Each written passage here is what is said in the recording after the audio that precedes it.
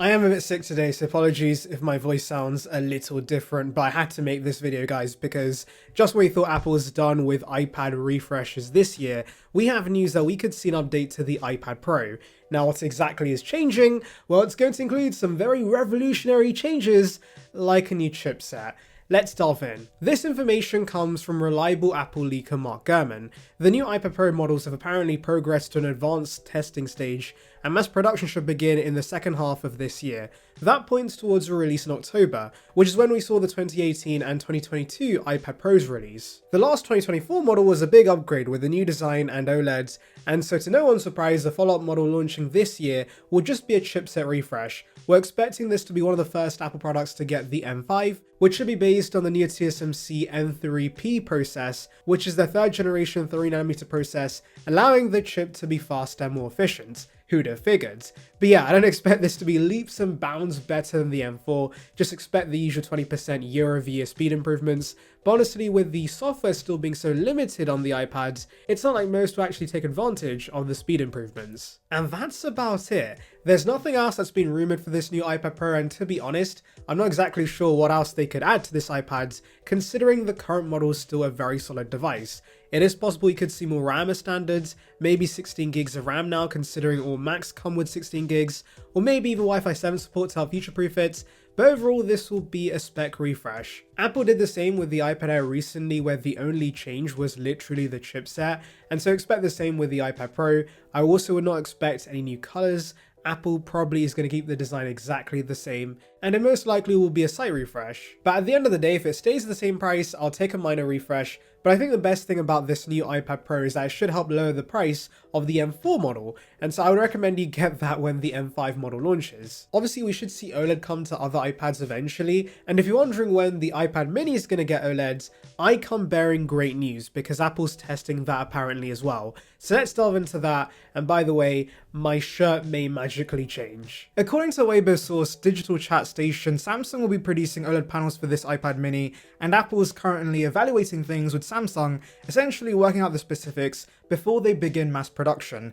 What does this mean for the release date? Well, a market research firm called Amidia says the iPad mini should be on track to get OLED in 2026. So yes, we still do have a year to go. And to make things worse for the 120Hz nerds out there, this apparently will be getting a 60Hz single stack display. For those curious, the iPad Pro right now has a dual stack display which gives you better brightness and efficiency, and that has a 120Hz refresh rate, so I know people are going to be bummed that the iPad mini is getting both a worse OLED and also no 120Hz. And unfortunately, Digital Chat Station in today's report could not confirm if the iPad mini is getting a ProMotion display or not. Now, I will say I am surprised Apple is using single stack displays with the iPad mini. Back during the rumor cycle for the iPad Pro M4, one of the biggest reasons Apple was allegedly adopting dual stack displays was because it offered better durability, and that made sense because these displays were going to be used for years and years, and people hold on to iPads for years. And so to see Apple compromise on that and use single stack technology for the iPad mini is a little weird. Of course, I'm aware they likely want to differentiate the range, and so giving the mid-range iPads OLEDs with worse brightness makes sense, but I do have my concerns about durability, and so hopefully these will be just as long lasting as the iPad Pro displays. Now, the introduction of OLED could also bring us other changes, like a thinner chassis and slimmer bezels. I think the iPad mini is already pretty compact as is, but obviously a lot of the iPad Pro's marketing material is focused on how thin it is, and people always go gaga for insanely thin products, and so I can see Apple flexing the same with a possible OLED iPad mini. Regarding thinner bezels, I'm not sure if they would keep the screen size the same at 8.3 inches, but reduce the footprint, or retain the same footprint, but give us a large 8.4 inch or 8.5 inch display. I think the latter would make the most sense considering the iPad mini's dimensions are perfect for the most part, and to give us a bigger display with more useful real estate. You know what else would be perfect for me? If you click that subscribe button, of course. It's free and would bring the latest about Apple right to subscription box, so please consider it.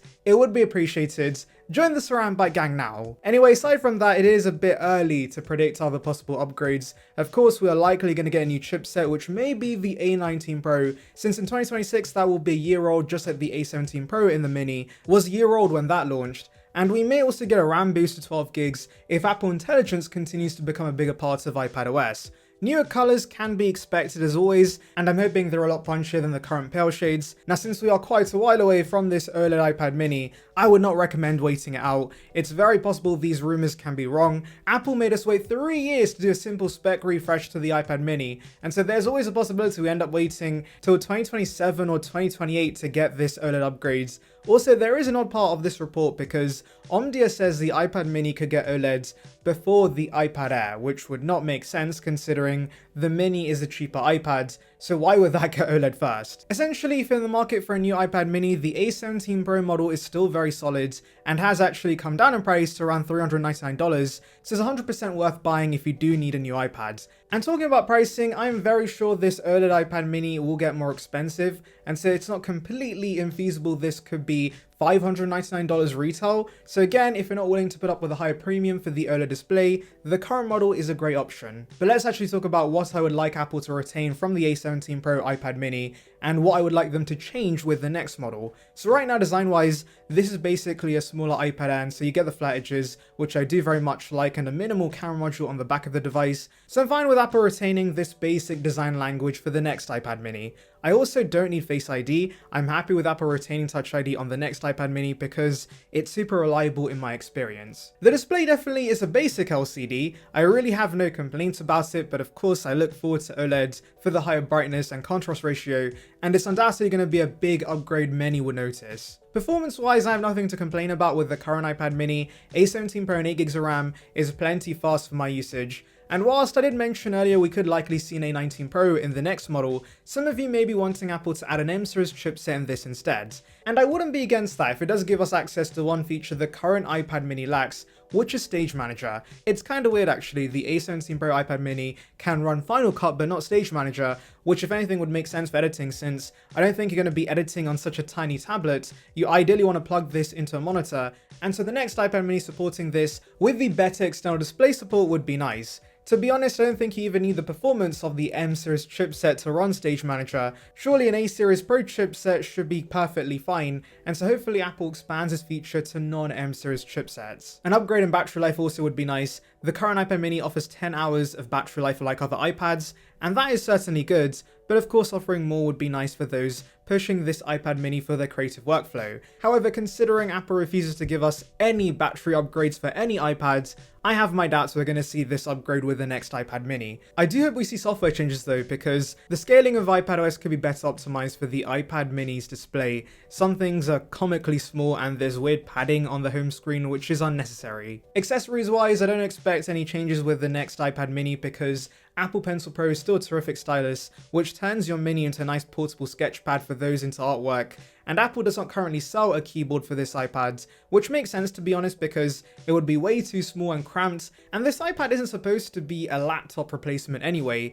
I think it's much better that you plug this in and use it to power a monitor and keyboard, which is why again I want to see Stage Manager support come to this iPad. The cameras also likely won't change with the next model, which is fine by me because the 12 megapixel camera on the back is basic but it's fine for scanning documents, and for video calls this thing is great because you do get center stage. Like other iPads, it should follow you around the room on calls, which is pretty neat. The front facing camera is in the portrait orientation unlike other iPads, but it's not a huge issue with the mini considering lots of people use this iPad in portrait because of its size, and so I expect the next model to retain this as well. Coming to speakers on the iPad mini, I would say I'm a little spoiled by the larger iPads with their quad speakers and of course their larger chassis, and it would be nice if the iPad mini got quad speakers, but realistically that's not happening just yet. The iPad mini does not even have quad speakers. So yes, the speaker arrangement's likely going to stay the same with the next iPad mini. Connectivity was upgraded with the A17 Pro iPad mini, so you get Wi-Fi 6E, Bluetooth 5.3, and also fast USB-C ports, and I do expect the new model to probably get Wi-Fi 7 and whatever standard of Bluetooth we have then,